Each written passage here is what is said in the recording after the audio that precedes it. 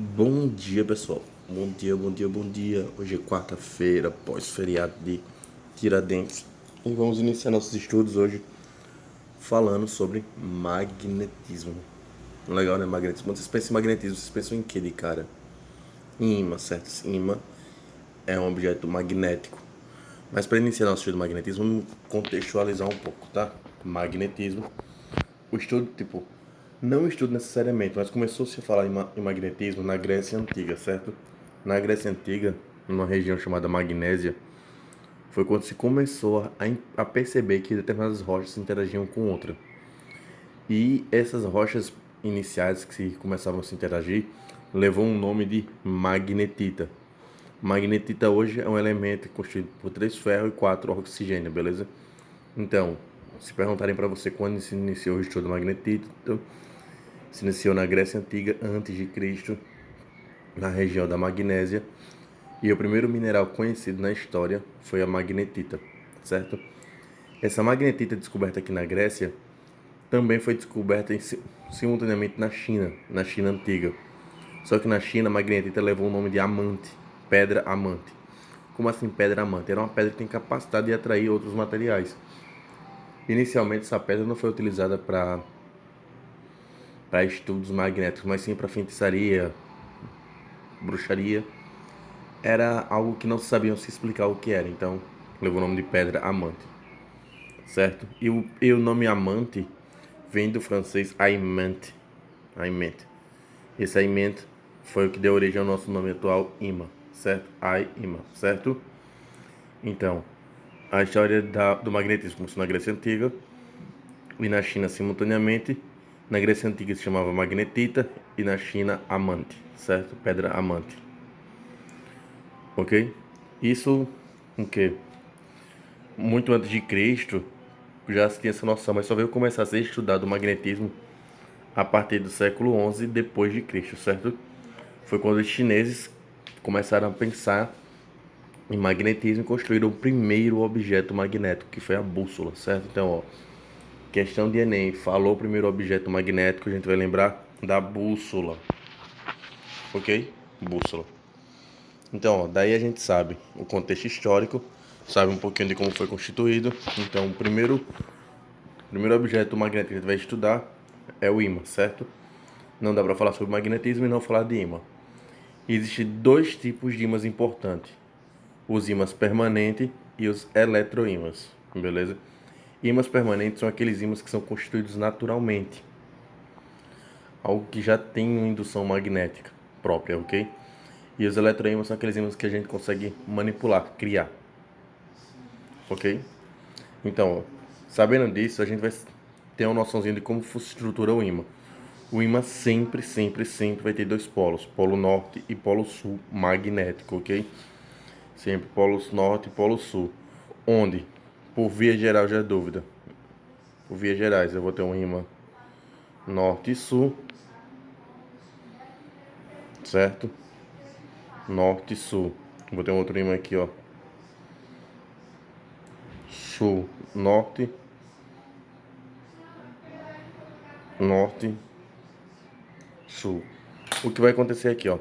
Em ímãs, polos magnéticos opostos se atraem e polos iguais se repelem. Então, ó, se eu fosse colocar aqui o polo norte e sul em contato com o norte e sul de outro ímã, ímã 2 e ímã 1, certo? Ímã 1 e ímã 2, esse aqui iria atrair esse, certo? Então, o que, ó? O norte sempre vai atrair o sul.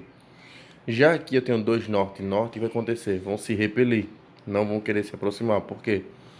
Porque são polos de mesmo, são ímãs de mesmo polo. Então, ímãs de polos diferentes se atraem, ímã de polos iguais se repelem, ok? Então, norte atrai sul, norte e norte se repelem, sul e sul se repelem, ok, pessoal? Isso aqui, claro, são ímãs, e ímãs sempre vai ter estrutura norte e sul. Aqui vocês estão vendo a representação de ímãs no módulo de vocês, página 6, tá? Vai ter vários e vários ímãs. Uma coisa muito importante de ser falada é o seguinte: No ímã não existe monopolo magnético. O que quer dizer monopolo magnético? No ímã não existe um ímã, por exemplo, com só norte ou com só sul, ok? Não vai ter um ímã, por exemplo, só assim norte. Não, isso não existe, ok? Então, se isso não existe, se eu pego um ímã aqui, meu ímã norte e sul, e eu resolvo cortar ele aqui, ó, cortar, o que vai acontecer? Eu vou ter um novo ímã, certo? Eu vou ter um novo ímã, e esse novo ímã foi cortado, mas mesmo assim foi gerado um polo norte e sul. Norte e sul, entendeu? Então, tipo, eu posso picar, cortar o ímã e esse ímã vai ser gerado dois novos ímãs, onde esses dois novos ímãs vai ser gerado um polo norte e sul. Mesmo que eu tenha cortado o ímã no polo norte, esse ímã vai ser cortado e vai ser gerado um norte e um sul. Se eu cortar o ímã no sul, vai ser o norte e sul do mesmo jeito. Se eu cortar no meio, norte e sul do mesmo jeito. E independente de como eu faço o corte, esse corte sempre vai ter uma simetria. Eu cortei assim do lado, mas eu poderia cortar assim no meio. Se eu cortasse no meio, eu ia ter assim a mesma coisa. Norte e sul, norte e sul. Beleza? Dois ímãs gerados. Aí se eu pego esses dois ímãs aqui que eu gerei e corto novamente, eles vão continuar se replicando. Norte e sul, norte e sul, norte e sul,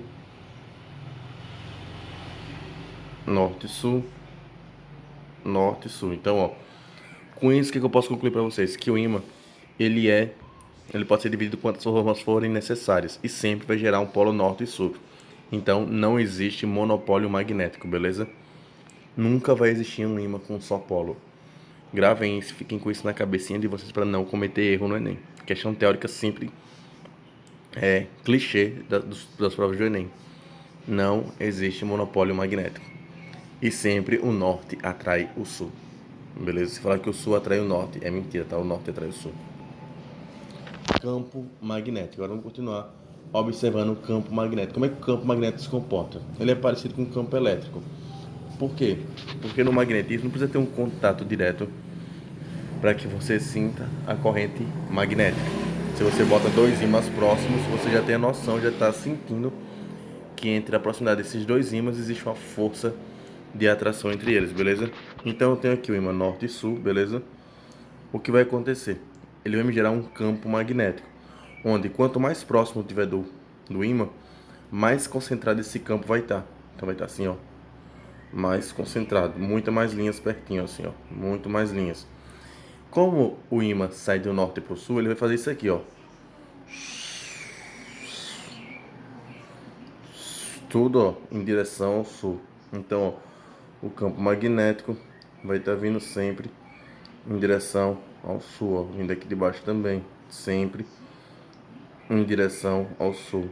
Sempre em direção ao sul, ó. Então, em via das regras, sempre vai ter essa representatividade, saindo do norte e indo para o sul, ok? Saindo do norte e indo para o sul. Vale ressaltar o quê? Que entre seus polos vai ter um maior adensamento de campo elétrico. O campo elétrico vai ser muito mais forte, sim, em compensação aqui, que está um pouco mais afastado do ímã. Certo? Então, próximo aos polos, o campo elétrico é mais forte, afastado, um pouco mais fraco. Um pouco mais fraco, ok? E isso aqui que ele formou, ó, essas linhas do lado são chamadas de campo elétrico, ou também pode ser chamadas de linha de força. Linha de força. Para ser mais específico, linha de força magnética. Ok? Linha de força magnética. Alguma dúvida nisso? Beleza, então ó, sempre vai sair do norte para o sul. Nos polos vai ter uma maior concentração de campo elétrico, mas ao redor também tem, mas em concentração menor. Sempre, sempre, como eu falei, vai sair do que? Do norte para o sul. Sempre do norte para o sul. Vale ressaltar que numa bússolazinha normal, quando a gente pega, ela vai ter no sentido norte e sul. Sempre, sempre, sempre o norte vai ser o que está pintadinho e o sul o que não está pintadinho. Ou o norte vai ser, se for uma bússola real, vai ser a parte que fica a ponta e o lado que não tem a ponta é o norte. Então, ó, se aqui fosse uma bússola setada, a seta indicaria o norte e o rabinho o sul, ok? Norte e sul. Já um outro campo magnético importante é o da Terra. O que acontece no da Terra? Imagina o seguinte, eu falei pra vocês o quê? Que eu tenho uma... Vamos supor que isso aqui seja uma bússola, certo? Na minha bússola eu tenho o quê? O norte e o sul. Quando eu pego uma bússola para saber onde é o norte, eu pego a bússola, se a bússola estiver apontando para o norte, aquele lado é o norte. Se ela estiver apontando para o sul, aquele lado ali é o sul. Beleza? Claramente. Só que o que acontece no magnetismo? O norte, ele aponta para quem? Exato, para o sul. E o sul aponta para quem? Para o norte. Então o que quer dizer com isso?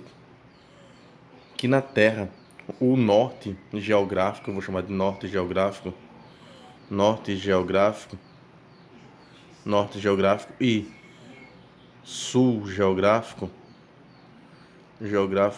é uma convenção um pouco errada. Por quê? Porque na bússola o norte sempre vai apontar para o sul magnético. Então, ó, no campo magnético da Terra, o norte geográfico é chamado de sul magnético. Por que sul magnético, professor? Porque o norte só aponta para o sul. E o sul geográfico é chamado de norte magnético. Mas então por que a gente chama de norte e de sul?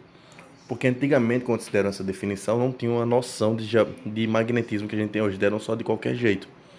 Não pensaram no conceito que o norte sempre vai atrair o sul e o sul sempre vai atrair o norte. Então tenham cuidado nas provas de ímãs de magnetismo com relação ao norte e sul geográfico, certo? O norte geográfico é o sul magnético e o sul geográfico é o norte magnético. Existe essa diferença, certo? E os campos, a linha de campo também do mesmo jeito, certo? Vai ser sempre do norte para o sul, sempre do norte para o sul, sempre do norte para o sul. Mesma coisa também o campo magnético da Terra. Ah, e qual é a função, professor, do campo magnético da Terra? Ela protege a Terra de ondas de calor muito forte, beleza? Ah, e um efeito legal que cai muito nas provas é a aurora boreal. O que é a aurora boreal que acontece nos polos? É quando várias rajadas de calor, de energia térmica entram em contato com a Terra e ela se dissipa na energia magnética, no campo magnético. Aí essa dissipação forma aquilo que a gente chama de aurora boreal, ok? Espero que vocês tenham entendido. Qualquer dúvida eu tô aqui.